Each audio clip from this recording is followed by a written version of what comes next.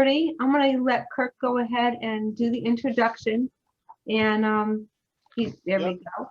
Voila. All right, you're on. All right. So just to let you know, the reason I'm doing the introduction tonight is Mike and I go way back to when we were little kids in Hebrew school, believe it or not, in Bucks County, Pennsylvania.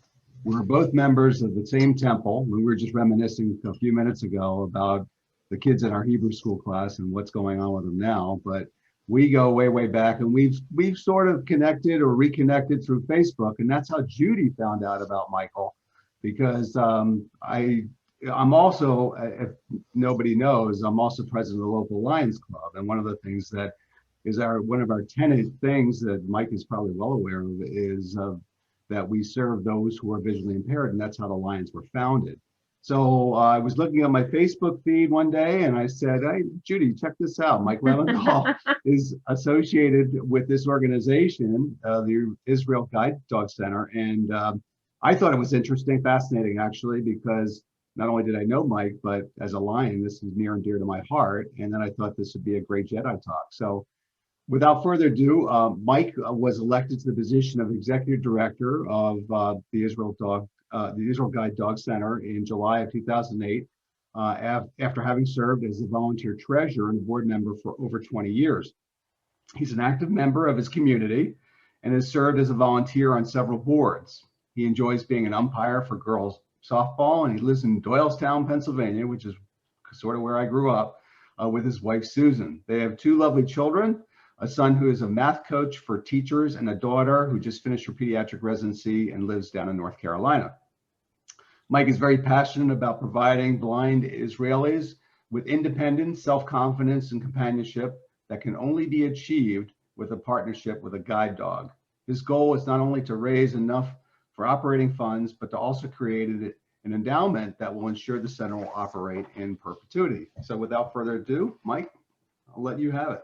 Thank you so much. It's a pleasure to be with you all. And it's interesting that we're having this discussion during Passover. And I always like to try to tie things together. Passover celebrates our freedom from bondage.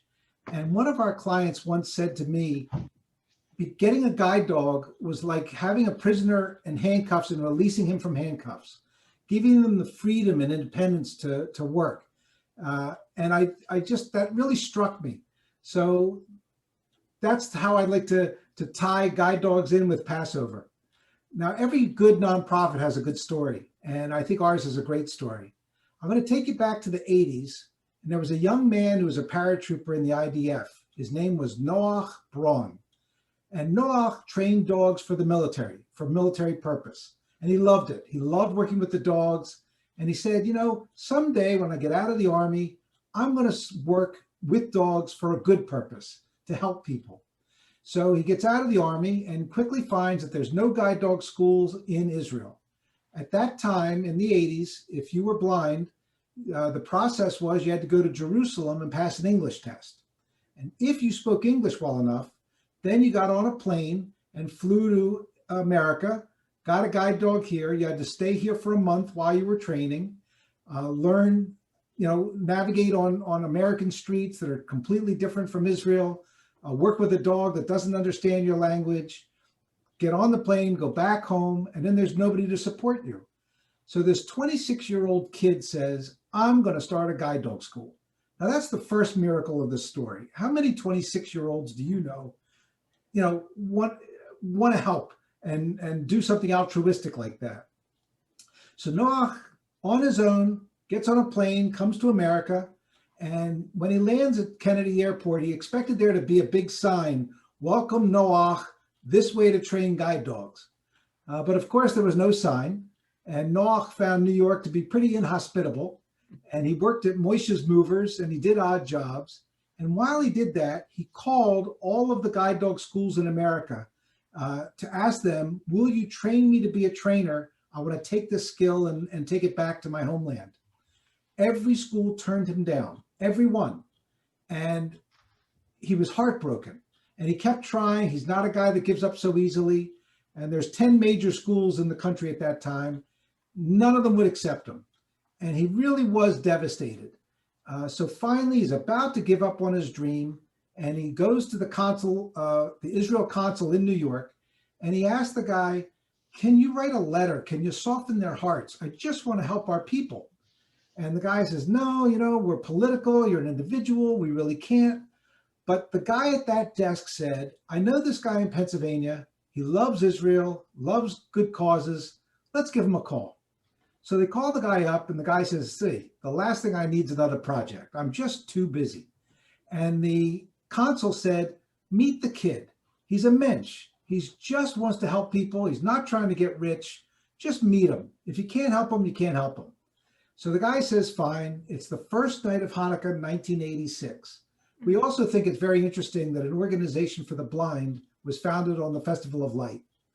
So Noach gets on the bus. He comes to Doylestown. The guy goes and picks him up, brings him to his home. They have a lovely Hanukkah dinner. Well, that guy was my dad. And it was my family that met Noach on the first night of Hanukkah in 1986. And my father was so taken with him. I mean, he's a passionate guy. He's still around, by the way. He is our CEO now. He's 60, just turned 60. So he's still, you know, very, very much involved. And my dad said, you know, I got to help this kid. This is too good of a story. So my dad starts calling all of the guide dog schools, and he gets the same negative, no responses. And finally, there's a school in Ohio that says, look, if you stop calling, we'll take him, but you need to raise $100,000. Now, $100,000 in 1986 was real money. That was a lot. And my dad instantly said, accept him, we'll find the money. And we started raising funds. And as Kirk knows, we had a family business. It was a hotel and a restaurant. And we had our desk clerks, you know, stuffing and folding and mailing. And little by little, we eventually were able to raise enough money to get the guy trained. And now it's 1991. And my father says to him, okay, you're trained. Now what? He says, well, I'll go back to the kibbutz and maybe they'll give me a little corner. And my dad says, no, you know what? We've raised this much. Let's raise a little bit more. And we got him a house in Netanya, which is about halfway up in the country, about halfway through. And we bought him a house. We built kennels in the back. He lived in the house with his family, and he brought the blind people in one by one for training. And little by little, we grew, and we hired a couple other trainers. And eventually we moved to where we are now, which is just south of Tel Aviv in a town called Beit Oved. We have a dorm. We have 6 dorm rooms, eating facilities, staff facilities. We're about on 6 acres of ground total. Since we began, we've trained over 1,000 dogs. 700 of them as guide dogs. And now we're also doing PTSD dogs for soldiers who've suffered trauma. And we do emotional support dogs for kids with autism. So it's been an amazing project. It's life-changing. It's remarkable. And I'm so lucky I get to go to Israel and meet our clients and spend time with them. And it really is a change, a revolution in their life. Now, I told Judy, my normal thing when I'm giving a presentation is I'm very animated. I walk around a lot. It's usually interesting. And I'm suffering in this Zoom climate and being stuck in a chair and just, you know, facing the camera. And I thought it might be much more interesting to do this as a question and answer format to make it interesting. I think that if I just talk for the next hour, you're all going to just fall asleep.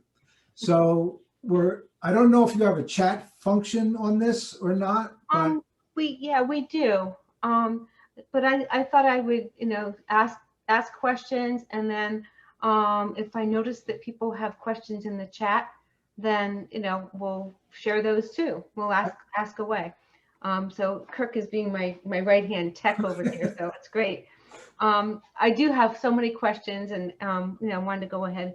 What dog breeds work best for guide dogs? Internationally, the Labrador is the #1 dog of choice. We also like the retriever. The problem with the retriever in Israel is the long hair. Our absolute favorite dog is a first cross between the lab and the retriever. So the golden lab is our first choice. The lab just wants to please, and it's a great dog for being around the house. It's the most popular dog in the world, I think. But the golden has a little bit more intelligence and a little bit more self-drive. So when you put those two together, it really is a great match. Nice, nice. What makes a guide dog different from a pet or even other service dogs? There are three things that make a guide dog a guide dog. The number one hardest task, the highest level of intelligence, is a thing called intelligent disobedience. Mhm. If you think about that for a second, intelligent disobedience. Now, when we have a dog at home, we want the dog to obey us. Whatever we say, we want the dog to obey. Here, we want the dog to make a decision about whether to obey a command. So if it's not safe to cross the street, the dog has to make a decision to disobey its command. Our dogs know about 40 commands in Hebrew. They only understand Hebrew commands. So they know go forward, go back, go right, go left, find the elevator, find the escalator, find the car, take me to the mailbox. And they can train dogs to do almost anything. But keeping in mind that the dogs only understand Hebrew, they only bark in Yiddish. I love it. Is there any difference between a male and a female dog when it comes to work? None. There's no difference. We use either interchangeably, which is why we like the labs. German Shepherds, most people think of guide dogs as German Shepherds. They were the original dog. But German Shepherds have a lot of hip problems. A lot of inbreeding went on many years ago. And in addition to that, the male Shepherd is a little more aggressive and very difficult to train for this kind of work. Shepherds tend to really latch onto their owners, become very, very protective of their owners. But a guide dog has to be in a crowd, has to be in a restaurant, has to be, always going places where there's other people, grandchildren, and everything else. So we want to take a dog that is easier to train and we don't lose so many. So we don't want to lose the males. That's why we go with the lab. Another thing I'd like to mention about the breeding is we have bred the aggression out of the dogs. Wow. So over generations, you get a softer and softer dog. So if a dog exhibits any aggressive tendencies at all, we don't breed them. And so over the generations, you get a soft dog. And many people will ask, what will happen if one of our clients is mugged or attacked? And the answer is nothing. This dog will lick you to death. There's nothing in its brain that says attack. And that makes them perfect for being around grandchildren and again, in the library, in a restaurant, but they are non-aggressive. We also breed for purpose. So we'll breed 2 large dogs that are fast, fast-paced, fast-working for soldiers or big people who want to be active. We'll take 2 softer dogs, smaller dogs for a group of senior citizen women. So we do breed for purpose. And when you're on our waiting list, it may not be the next dog that's available that you get. We have to match. We have to make a shidduch between the dog and the person, which is the best match. And so you may get skipped over until the right dog comes up for you. Makes sense. So Mike, can you describe the training of the dogs and the training of the person receiving the dog? Sure. Now, it begins literally at birth. We start training the day the puppies are born, and we expose them to sounds and lights and things that rock and things that sway. And the goal is to eliminate stress. That's our goal. Expose them to as many things as we can, so when they see this thing happen again, they have less stress. So we have a kindergarten, a puppy kindergarten, that they stay with us for the first 2 months until they're weaned from their mothers. And we have lots of activities, lots of sounds. We even breed cats, and we have cats walking in and out of the kennels all the time, so that a cat isn't something, to be chased. It's just another thing that's in my space. So that's the first 2 months. Then at the end of 2 months, we give them to volunteer families throughout Israel to train for the next year. 80% of our volunteers are university students on campus, which makes us very unique in the guide dog world. Now, remember, in Israel, you don't go from high school to college. You go from high school to the army and then to college. So you've got a more mature group of people. These aren't just kids anymore. They've been through life. So they're our predominant puppy raisers. Now, during that year, they're going to teach the puppies lessons all year long. Always walk on the left on a short leash. Never take food from a stranger. Don't jump up on the furniture. Don't eat food from the table. I mean, all of these obedience lessons. And one of the most important lessons is to go to the bathroom on command. Now, most people, that usually perks up the audience when I can see everybody in the audience. Go to the bathroom on command. You know, how do you do that? Well, we train the dogs, whoever's with the puppy, and that's from, again, day one. Every time the puppy relieves itself, whoever's nearby says, busy, busy, busy, busy, every time. So the dog starts to equate busy, busy with relieving itself. And it doesn't matter number one or number two, they just relieve themselves. So eventually what happens is, you know, you feed your dog, you know your dog's cycle, that 20 minutes from now, they're gonna have to go out. You take them to the relief area, you say busy, busy, and they go. This is critical for a blind person because, again, they can't see it, they need to know that the dog is relieving itself.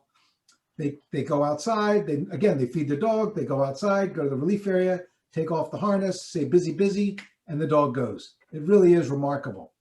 Wow. So the year goes by and the kids are teaching the puppies left from right and right from wrong and giving them all of the love and affection you can have. We love students because students are on the go. They're changing classes every hour. They're taking the bus, they're taking the train, they're going to the library, going to parties at night. And these dogs stay with them all the time. The year goes by and then we evaluate the dogs. And the dog is evaluated in an international system called the BART system. All guide dog schools use the same system. And in a 2-day period of time, a decision is made about what this dog is going to do. What is their career going to be? If they get to be a guide dog, there'll be 4 more months of intensive training. And again, this is the high level training that we started to talk about earlier with the intelligent disobedience. I missed 2 other important ones. Intelligent disobedience is number 1. Number 2 is a thing called critical space. If a dog runs full speed through a hole in a fence, it knows exactly how much space it needs, and it can run at full speed through the hole.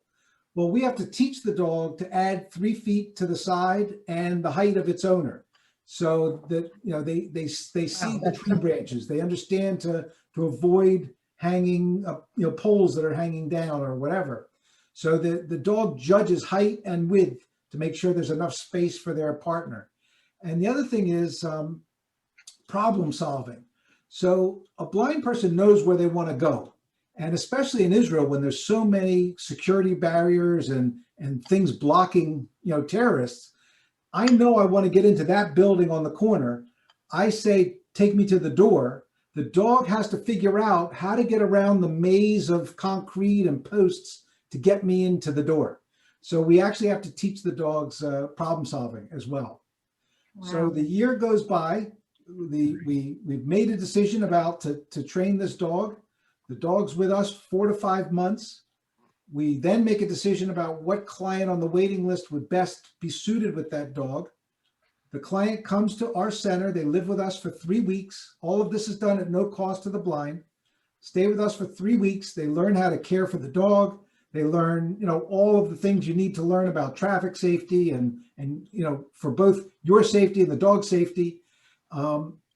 And then they go home for 1 more week and we do an additional week of training in their home, getting them used to their environment, walking their main routes. You know, do they go to the train station, to the bank, to the supermarket? But we help them with their main routes and they'll continue to train the dogs. We teach them to train the dogs going forward after that. That sounds great. So we do have a bunch of questions in the chat, so I'm going to jump over to those. What's the difference between a guide dog for a blind person and one that is for a PTSD person? Big difference. Number 1, the guide dogs, they're the highest level, you know, the most intelligent. They follow the orders the best. They aren't afraid of anything. You know, nothing startles them. So as many dogs as we can, we want to be guide dogs.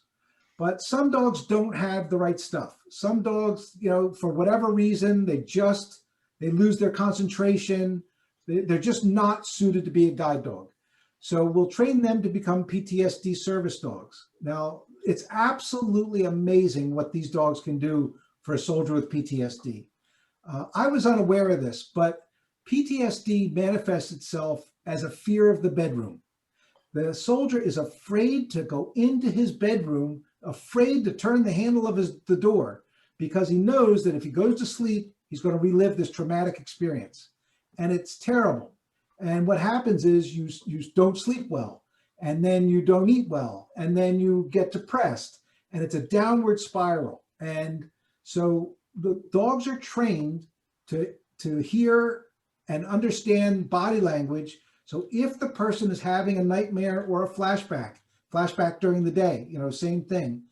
If the dog sees the person is in distress and the person is sitting up like I am now, the dog will jump up and put his paws on my chest and lick my face and just snap me out of it. If I'm sleeping, if I'm laying in bed and having a nightmare, and the key is how I breathe. If I do that, the dog is going to jump on top of me, full body weight on my body, and lick my face until I wake up.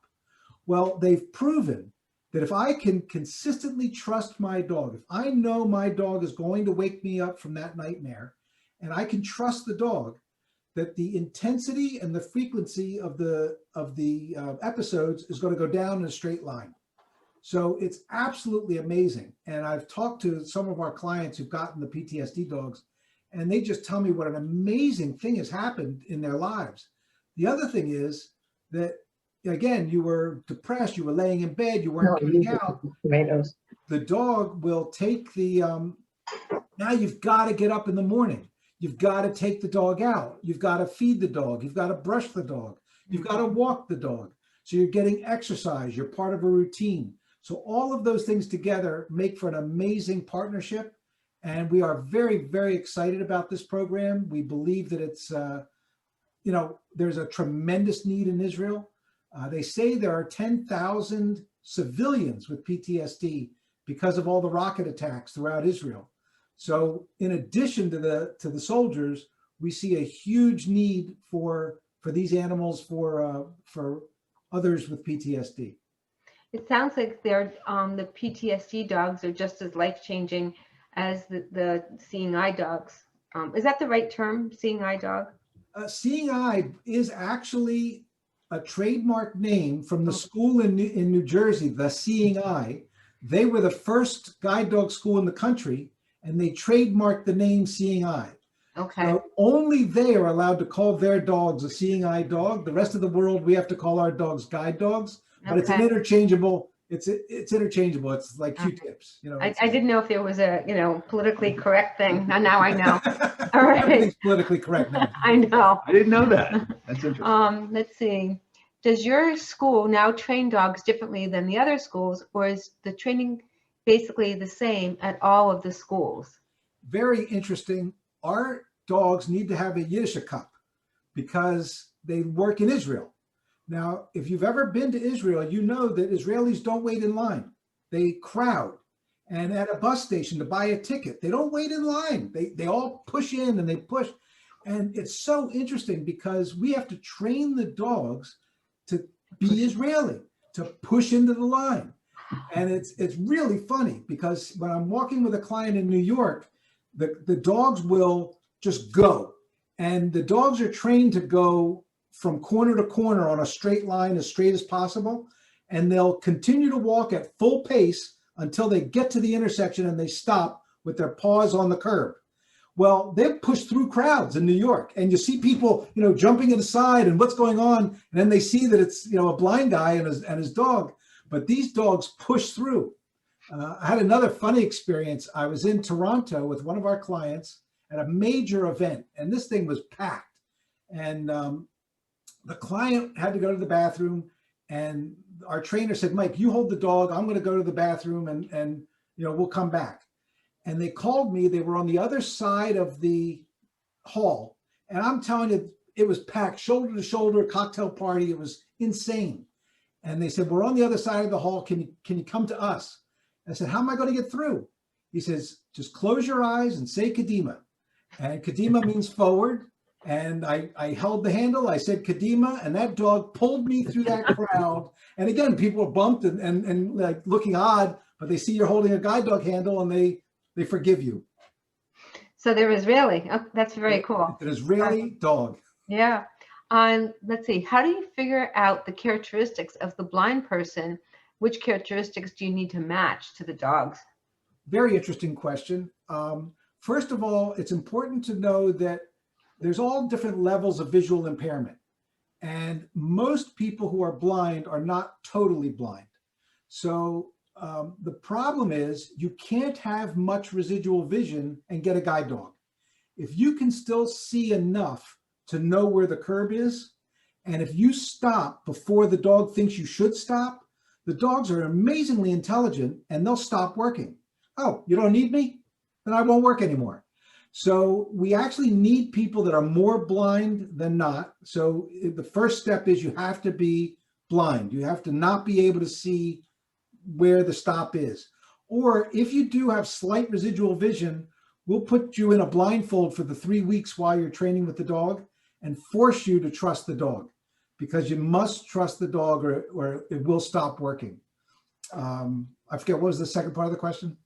Like, which characteristics do you need to match? So it's speed and it's temperament. And so if we have a marathon runner, which we have several blind marathon runners, these are people that want to walk fast and they want, no nonsense, let's get moving. They're very active, very fast-paced people. And then we have senior citizens who are slow. 80-year-old guy used to be fast when he was younger, but he's not anymore. So we need to match the temperament and speed and strength and power of the dog. Some of our clients have balance issues as being blind, so they'll need a larger dog and a more sturdy harness, and the dog actually provides balance as well as leads them. So one of the questions we had was, how long does it take to train a dog? Is that the year and 4 months between Well, again, the year was the raising? Obedience and the basic lessons, of obedience. The last, when we made the decision to train the dog as a guide, it's 4 to 5 months of intensive training. And then let's see. I'll ask a question. Okay, you ask. So Mike, do you have much of a backlog for clients? We manage the waiting list. We try not to have you on the waiting list too long. We were at 1.5 years a couple of years ago. And imagine that, you're blind and you call us and you say, I want a guide dog. And we tell you it's going to be 1.5 years. That's a long time to wait. So we're very discriminating about who we allow on the waiting list. And so we try to keep it to 1 year. And during that year, by the way, we have a staff psychologist. We're going to spend time with you. We're going to have your family come and learn about being with a dog. Sometimes families don't want their family member to have a dog. Imagine most people go blind slowly. So imagine you're a couple, you're in retirement age, your husband is slowly going blind, and you have become his everything.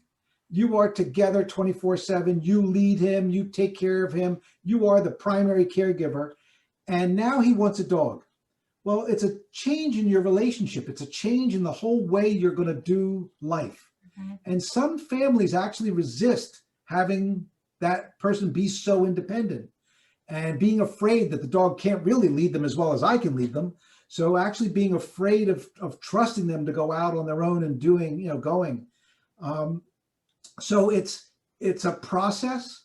And so we match the people, we talk to them, and through the year, eventually we find the right partnership, and we've never had somebody come back and say, this wasn't for me. We've worked it out. They understand what it's all about. Only one time did we have a dog come back, and that was from an Arab gentleman, because in the Arab community, a dog is dirty and shouldn't be allowed in the home. And even though he was anxious and willing, and he was actually a college professor, and he loved having the independence of having the dog. But what he found was, in his village, the taxi wasn't stopping to pick him up. Nobody would let him into their restaurant. His friends wouldn't come over and they wouldn't allow him into their homes. So he was actually more lonely with the dog than he had been before. He's the only case that returned the dog to us. Mike, how are you funded, and do the clients have to pay for these service dogs? The clients pay nothing.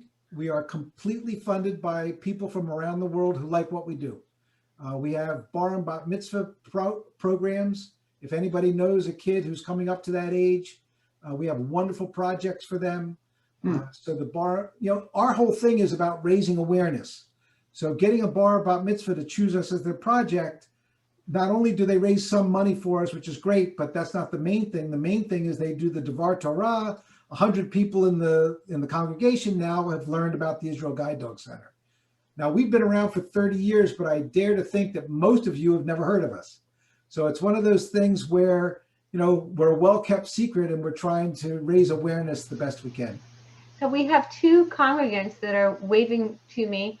One, their grandson did have your organization as a bar mitzvah project, and another one waved his hand to say that yes, he has heard of you. But he's been he had made him and Jerry had made Aliyah many years ago, so maybe you were there at the same time. I'm not sure. Well, if I may say, I'm Jerry. We have dear friends at Beit Oved, whom we visit frequently, and it's no surprise that they told us just go across the street and you will be amazed.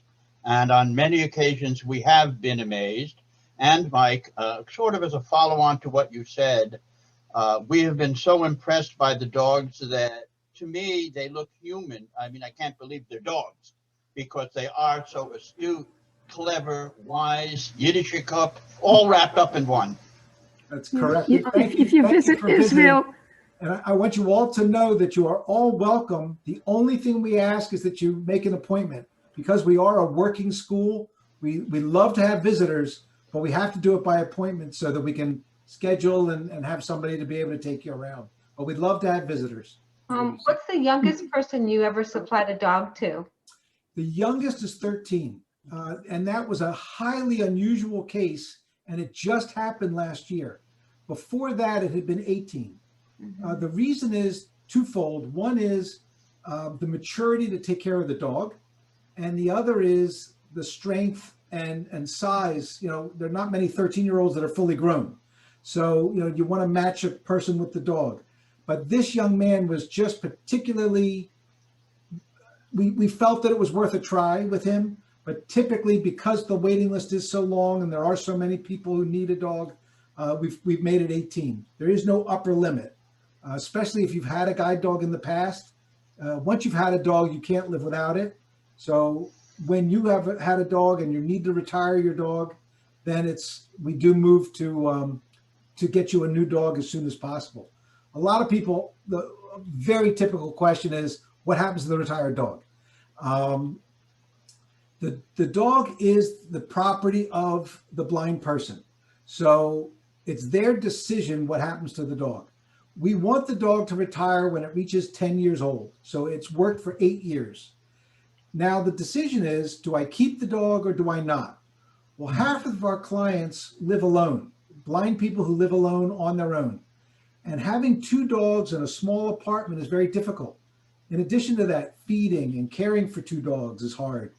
And the other side of it is psychologically for the dog. Now imagine every day you get up, every day they put the harness on you and you go to work, you go to wherever it is, but every day you're going somewhere with your owner. And suddenly one day there's a new dog. And suddenly you're not putting the harness on me, you're putting the harness on the other dog. And believe it or not, some of the dogs have psychological problems with that. They have a real issue with that. So we have to plan this carefully. We try to get a family member or friend who lives nearby to take the retired dog so that they still have contact. There are some clients who keep the dog no matter what. They have a relationship with the dog and they are simply not going to not be a guide dog or not going to be their pet after they retire. But keep in mind that these dogs are big. The typical lifespan is around 13. They start to have issues, and Oh, and one other thing I'd like to bring up, a lot of people wonder about working dogs. Is it fair to have a dog work? I want you to know that these dogs are the happiest dogs in the world because a dog is a pack animal. A dog wants to be with other breathing, living things. And keep in mind that a guide dog is never alone. Never. Never left at home while you go off to work and then you come back 8 hours later. This dog is with you 24/7, 365 for 8 years. It's very happy to be with you. Now, when you get to the office or when you get home, the harness comes off and they're a dog. They run and they play and they get into mischief and they do all the things that a dog does. They're only working when you put that harness on. And it's remarkable when you put the harness on to see how they focus. They know it's time to work and play is over and now I'm going to work. And it's a remarkable change in their disposition, and it really is something to see. They really do sound human. Let's see, when you match a dog with an autistic young person, is there a problem replacing the dog as it ages? Well, we haven't had that program long enough yet. We only started placing the dog with autistic kids about 5-6 years ago. And so the dogs, and those dogs don't retire. They just stay with the families. Mm-hmm. My presumption is that the families will probably get another dog, but it doesn't necessarily have to come from us. You know, the main thing about the autistic children is the ability to love and hug, but not be smothered by us. So we find that the autistic kids can hug their dogs and talk to their dogs and be with their dogs and not feel threatened, not feel pressure. And it just opens up avenues. One mother told me about how the child comes home every day, runs to the dog, lifts up the dog's ear and whispers all the things that happened that day to the dog. Well, the mother's, in a way, almost heartbroken that the kid doesn't ever say those things to her, but so thrilled that the kid has this other way to release these anxieties and release the tension and talk and be open. Had another wonderful story of a kid who had severe motor issues and at 6 years old had never communicated with his siblings, never once communicated with his siblings.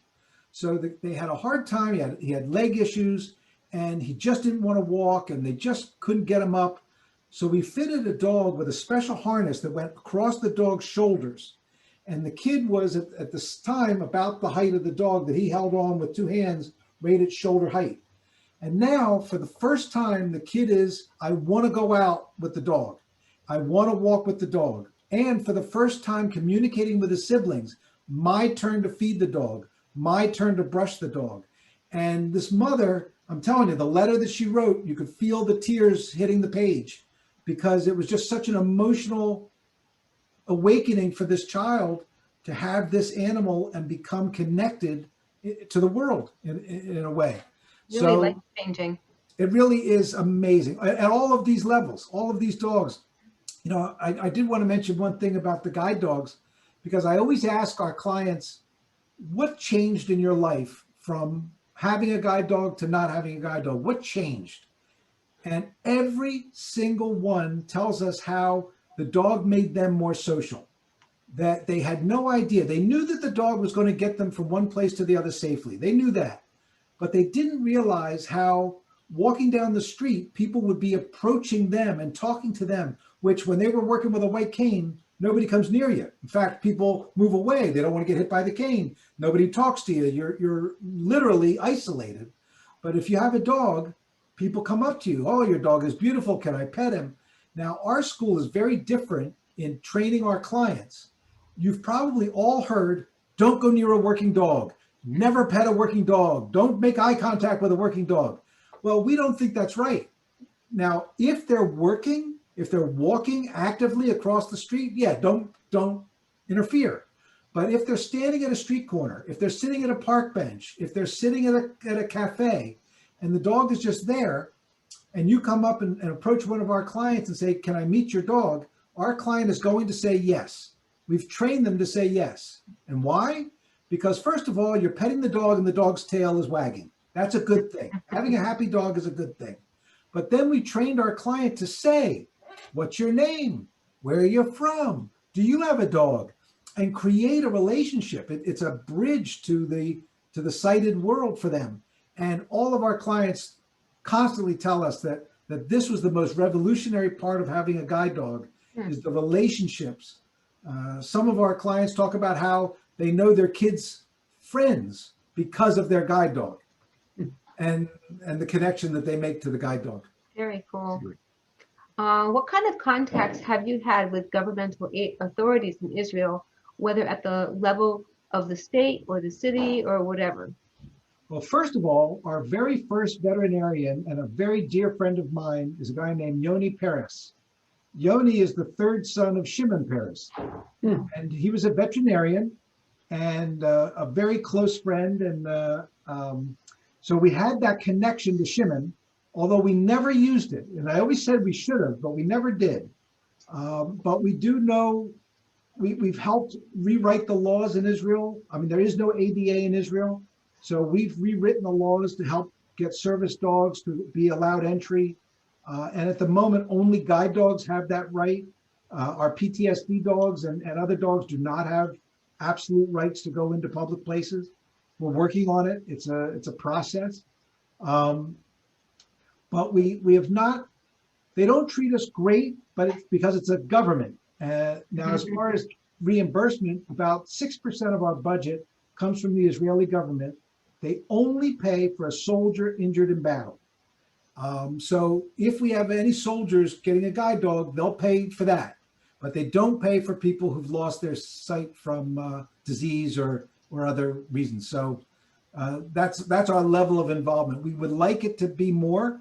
We think in a socialist society, they should be paying for everybody's dog, but they don't. On the ones, although I will say the Israeli government does give everybody who gets a guide dog, they give them a stipend for food and medicine every month so that a poor person can still afford to have a dog, which I think is a lovely thing. And they're the only country in the world that I'm aware of that does that.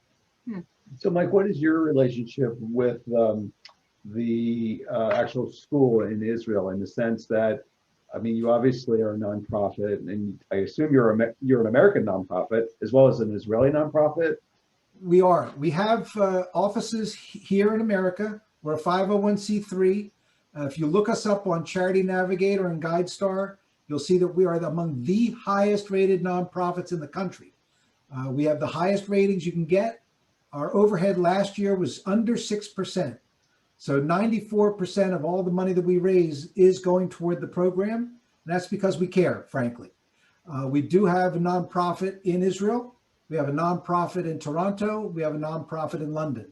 Oh, wow. We all raise money for this organization. We're starting to see more money coming from Israel directly, which is a good thing, getting the citizens of Israel to contribute. But 80% of the money comes from here in the US. That's fascinating. So does your position involve much travel? Yes. Normally I would have gotten in the car and seen you at the temple. So I do a lot of presentations. We go to schools, we go to events, our favorite thing to do is to bring a client from Israel and then do parlor meetings in people's homes where they invite 30 of their friends. We have a dessert reception, and you really get an intimate opportunity to ask questions and find out about what we do. But yes, we do a lot of travel. I get to go to Israel myself twice a year. And by the way, anybody going to Israel, we always have supplies that need to go to Israel. So if you're willing to take a bag, you take a bag for us, then you get a VIP tour when you bring the bag to the center in Israel. There you go, Jerry. Yeah, Jerry wow. raising his hand. Well, we hopefully go frequently. As soon as we get a ticket, we open up our suitcase for it. Okay. I just got my second vaccine Monday. So as soon as Israel opens the skies, I'll be going again. But we always have supplies that need to go to Israel. And the reason we bring them with us is that the charge to ship is so expensive. And once we ship it, if it goes in a box to Israel, then we have to pay tax on the value of the item, even if it was a donated item. So the harnesses, for example, are $200 a piece. And now we have to pay a 30% import tax to the government. But if I put that same harness in a suitcase and bring it to Israel, 100% legal, there's nothing, we're not asking anybody to do anything illegal, but it's zero. I don't pay anything when I enter the country. So we save thousands and thousands by having people bring supplies in for us. Whenever I go, I'm 3 huge bags of stuff, and I always wonder why they don't stop me, because, you know, what's this one guy coming with so many bags? But Send some along, and we will make sure they'll get to where they supposed to. Judy has my email. Please send me an email. Anybody who really wants to do this, I'll make sure the bag is under 50 pounds, and I'll ship it to you. And we're thrilled to have you. Then again, I need to know when you're going so that I can let our staff be aware and be ready to meet you. But we would love anybody who wants to do this. It's a wonderful mitzvah. I'll share your contact information with our congregation, and then you can work it out with whoever is going and when they might go. One of the last question that I have in the chat is, how does PTSD training, dog training, differ? It's shorter. We can do a PTSD dog in 2 months. The 3 main lessons with the PTSD, and I already told you about waking somebody out of a nightmare. The other 2 main lessons are to watch somebody's back. So if I'm sitting at the beach and I'm looking at the water, my dog is sitting next to me looking behind me. And nobody can approach me and scare me, because the dog will alert me that somebody's approaching from behind. So I'll never be startled by somebody sneaking up on me from behind. The other thing they do is, in a crowded space, walk a figure 8 in front of the client so that it creates space. And, you know, if I'm in a crowded place, in a bus station, in a theater where there's a lot of people and they're jammed in, and I'm feeling claustrophobic, having the dog make space for me allows me to breathe and relax. Those are the main things that those dogs do. But the other part of it, as I said before, is being active. When you get a guide dog or any of our dogs, you have to commit to walking 2 kilometers a day, which is a little over a mile. So you have to walk your dog every day. The dog needs exercise. It's part of its well-being that it gets exercise. So you get exercise. It's good for you. It's good for the dog. So it's creating routine, and that's the main thing about the PTSD dog. Let's see, why can't you use rescue dogs as guide dogs? As I said earlier, we literally begin training on the first day of birth. So our dogs are so well behaved and have been exposed to things, and we need to know what they were exposed to. You know, we need to follow that process. Every dog gets the same training over and over. It's, you know, I don't want to say it's a factory, but we make sure that everything is the same and consistent. Now, I'm sure that we could train rescues to be service animals for a child with autism or for a soldier with PTSD. But our program, you know, our mission is to train guide dogs for the blind. That's our mission. That's our charter. We're going to do as many of those as we can. The reason we got into these other fields is because about half the dogs don't make it through, don't have the right stuff to become a guide dog. So we had this wasted resource, if you will, and we simply wanted to repurpose this resource. You know, it'd be easy to blow out the budget and give birth to a lot more dogs and hire a bunch more trainers. But the reality is that it's very hard to raise money as it is. Our current budget is around $4 million a year. Wow. And, you know, every year we have to raise another $4 million to keep the doors open. How so much it's not easy. It's very expensive. How much does it cost to raise one dog for the blind? If there's 2 ways of looking at this.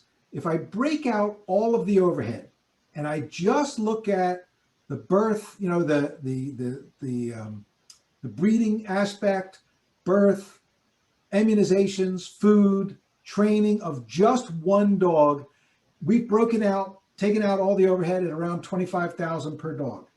If I count the secretaries in the office and the lights and the cars and everything else, we're up around $43,000 per dog. Now that seems like a lot, but if you go to any guide dog school in America, you'll see that they're about $125,000 to $150,000 per dog. It's a very expensive process. It's very labor intensive. And frankly, the schools in America are so big that the bigger you get, the sloppier you get. You hire more people, you have more people than you really need, and your budget grows. They also have these massive endowments, so they don't care. They have enough money in the bank to survive, so they don't really care about being tight with their money. We are much more frugal. Yay. Now, I know, Sally, I know you wanted to say something earlier.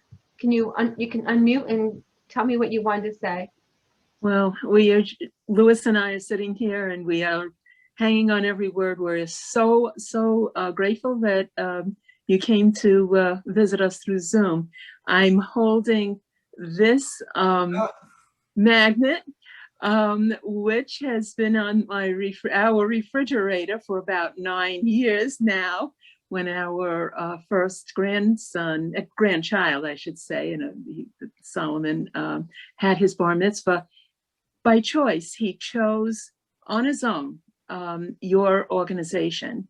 And as inspiring as and exciting that first bar mitzvah was for us and for much of the family, the fact that he chose your organization to do his mitzvah project was an inspiration that lasted all these years. And we are always happy when we can, be supportive of your effort. We always send you a check. Yeah. Appreciate that very And much. it's with pleasure. And I'm glad that this is being recorded because I hope Solomon will hear this. He was also excited about your coming. He's not here right now, but thank you so much for the wonderful work and your wonderful organization. Thank We you so appreciate much. it very much. Thank you for your kind words, and just tell other people. I mean, that's the main thing about us, is that we just have to spread the word, and the best way to do it is from your grandson and from you to people that just don't know we exist. Yes, that's Solomon choosing you for his bar mitzvah project was the way we found out about you as well, and it's very meaningful, to us. So thank you. And Did you go to the center? Have you seen the center? No, we've never seen the center. You gotta come. other than the brochures and letters and mailings that we get. It's time to come sometime next year, okay? Oh, thank you. Thank you. love I have to visitors. just say one more little quick thing. He's finished his studies at the University of Chicago early, so he was able to take some extra classes that didn't relate to his major, and he did take Yiddish. So I think we can't wait to tell him that the dogs bark in Yiddish. He'll be able to translate that. He's of course fluent in Hebrew, but that was a very cute story that touched us. Thank you so much. Thank you. Thanks, Sally. Dan. I live by the mantra, nothing ventured, nothing gained, and I've never been so happy to be wrong. I thought this was going to be boring. It was absolutely fascinating and meaningful, and we will be sending you a donation for sure. And I can think of one of my grandchildren I'd like to take to Israel for his bar mitzvah trip to see this program. Well, let me tell you, when you come to the center, we're kind of located where there's not a lot of other things to see. But if you've never heard of the underground bullet factory, we are very close to it. And it's a fascinating place. If you look up underground bullet factory on Google, it'll come up. This was for the War for Independence, a kibbutz very close to the center, about 10 minutes away, where they built a factory underground under the orchard, and they produced bullets to win the War for Independence. And it was a secret. The people all would have been murdered if they had been caught, but it's a fascinating experience, and it's very close to the center. So I'm sure your grandchild would love to see that as well. So you plan to come to us, you do us, and then you drive over to it's called the Ayalon Institute now. And you see the underground bullet factory, and there's two great things in a fairly close area just south of Tel Aviv. You know, Mike, I don't know why I didn't think of this earlier. Hopefully, Kirk and I will be going to Israel in August. We have a great niece who's being bat mitzvah. So I'll let you know when we get our tickets, and, you know, we have to see if they'll let us in. Okay. Yeah, I'm waiting for Israel to open it up too. I mean, they are not allowing tourists yet. So we're just waiting for that green light before we can all go. Right, right. So hopefully we'll be able to bring some stuff over when we go in August. Thank you so much. Yep. Okay. Yeah, I was just looking at the chat to make sure I didn't miss anything. Is there anybody else that had a question or a comment? No, but Okay, Ella and then Reva. my family's from Jerusalem, and so I don't know, somehow there's a lot more public life in Israel. So we see these dogs, they have one. We see these dogs all the time on the buses, in the shuk, in coffee shops, everywhere. They are, you know, a lot more, I think, visible than here in the States. And it's always a real, yeah. There are 27,000 legally blind Israelis. So there's a huge population that could use a dog. Right now, since again, we've only trained about 700 since we began, and a lot of those people have gotten multiple dogs because as the dog retires, they get a new dog. Currently working dogs is around 300 in Israel.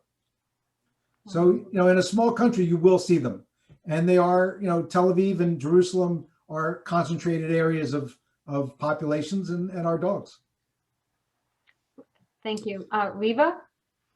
You have to unmute, Reva. Sorry. Okay, could you give us the address to send a check to? Sure, and I'll give, I'm sure Judy could pass along our information as well through an email, but it's the Israel Guide Dog Center. And it's 968 Easton, Easton Road, Suite H as in Harry, in the town of Warrington, Warrington, PA 18976. Our website is the israelguidedog.org, not the, but israelguidedog.org. Thank you. And one other thing I wanted to mention, a lot of people ask, is it hard for the puppy raiser to give up the puppy? You know, they've raised this puppy for a year. They took it from the little ball of fur to a full-grown dog, and then they come back after a year and they have to give it up. Is that hard? Well, I want to explain what we do. We call it a separation ceremony. And we bring a class of dogs in, usually 15 dogs at a time, and they come. Now in Israel, they don't have Kleenex. I don't know why they don't have tissue in a box, but they don't. So everybody holds a roll of toilet paper, and everybody's crying and everybody's emotional. And one time I went up to this burly Israeli, big beard and strong, and I mean, huge guy. And I said to him, so will you do this again? Oh no, I can never do this again. This is too hard. And it was just so funny to me. But the attachment is real, and they all know when they go into it, what they're doing. You know, they know that they're doing a good thing. They're doing a mitzvah. We do invite them back to the graduation when their dog is matched with a blind person. And very often they have long-term relationships with those people and maintain friendships and see the dogs over the years. And it really is heartwarming. The other thing I didn't get fully into before was with the retired dogs. You know, what happens to the retired? Well, if the people can't keep them and they don't have a family member or somebody nearby that they trust, we'll go back to the original puppy raiser and ask them if they would like the dog back. Now, keep in mind, these are kids that went to college, and then, you know, really having a dog out of college is very difficult because you're working hard, you're putting in long hours, you know, you really don't have time to spend with the dog. But 8 years has now gone by. You've become more established in your career. You're stronger, you're better, you know, you don't have to work as many hours. And now you have the opportunity to get the dog back.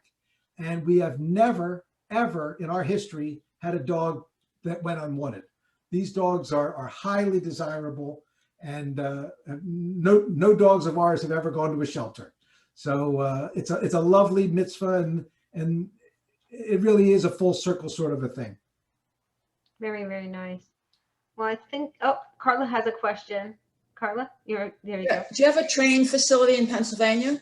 No, the dogs are born, bred, raised, and trained in Israel for Israelis. They need to understand the environment, the heat. And when you go to Israel, pay attention to the intersections. An intersection in Israel is built differently than an intersection here in America. We cross right at the corner. They cross, about 15 feet up. So their crosswalks are in a slightly different location. So we need to train the dogs to work in the environment where they have to live. We also, very often people ask, how does the person know when it's safe to cross the road? Does the dog see the color of the light? The answer is no, the dog does not. The person who's blind listens for the traffic. If I hear traffic moving this way, I know I've got a red light and they have a green light. If I hear traffic moving this way, I know that I have a green light. And then I say to the dog, go forward, because I hear the traffic flow. Again, it's up to the dog to decide, is it safe for us to go now? And so that's how they decide whether to cross a road. Now, I'm going to make a problem for you. You're in a small village and there's an electric car. You don't hear the car. You cannot hear that car. It's death to people with vision impairments. There's actually talk about adding a sound to electric cars so that somebody that's visually impaired will hear the cars there. Another thing is kids on a bicycle coming down a hill. You do not hear it. I've been told many times about how the dog saved our clients' lives, pushing them down and out of the way of a kid on a bicycle, that they would have been seriously injured.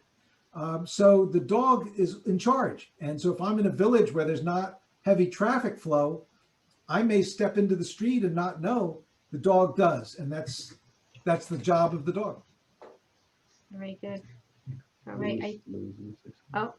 Lou, did you want to say something? No? I would like to say something, if I may. Okay, Jerry.